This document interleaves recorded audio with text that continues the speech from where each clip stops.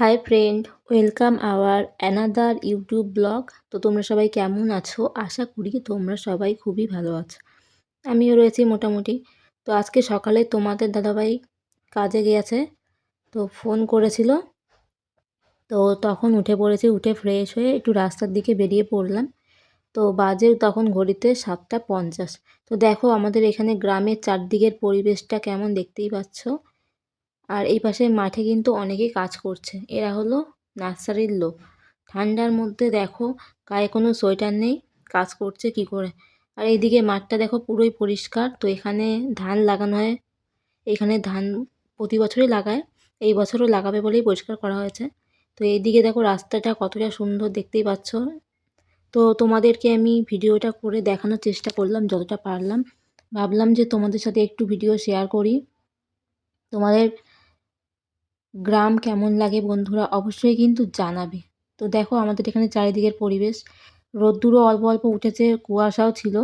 সকাল 5টা বা 4টের সময় তখন আরও কুয়াশা অন্ধকারে ভরে যায়। তো এখন যথেষ্টই পরিষ্কার আছে। তো যখন আরও শীত পড়বে তখন তো পুরো কুয়াশা, 8:30 9টার পরে গিয়ে কুয়াশা কাটবে। তো যাই হোক, দেখো এই মাঠে মানুষের পায়ের ছাপও রয়েছে, যেহেতু মাঠে সবাই কাজ করে। আর এখানে দেখো কত গাছপালা আনা হচ্ছে, এখানেও নার্সারি টাইপের আনানো হবে। এখানে দেখো পাখি মাটির মধ্যে পোকা খাচ্ছে, দেখতেই পাচ্ছ। মাটি এখনও কিন্তু পুরো শুকায়নি, তাই জন্য পায়ের ছাপ রয়েছে। আর এখানে সর্ষে বোনা হয়েছে। তো দেখো ছোটো ছোটো চারাও বেরিয়ে পড়েছে সর্ষের।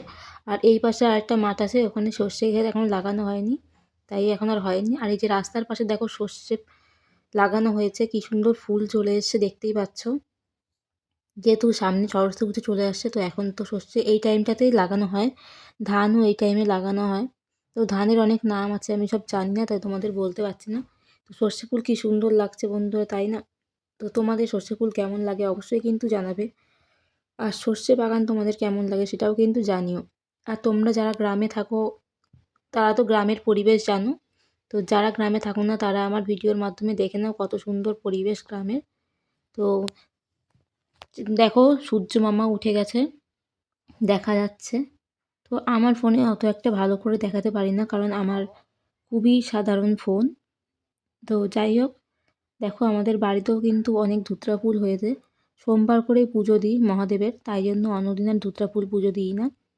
এই পাশে রয়েছে আকন্দ ফুল, দেখতেই পাচ্ছ। তো তোমাদের ধুতরা ফুল, আকন্দ ফুল কেমন লাগে অবশ্যই কমেন্ট করে জানিও। ভিডিওটা কেমন হয়েছে অবশ্যই কিন্তু জানাতে ভুলো না বন্ধুরা।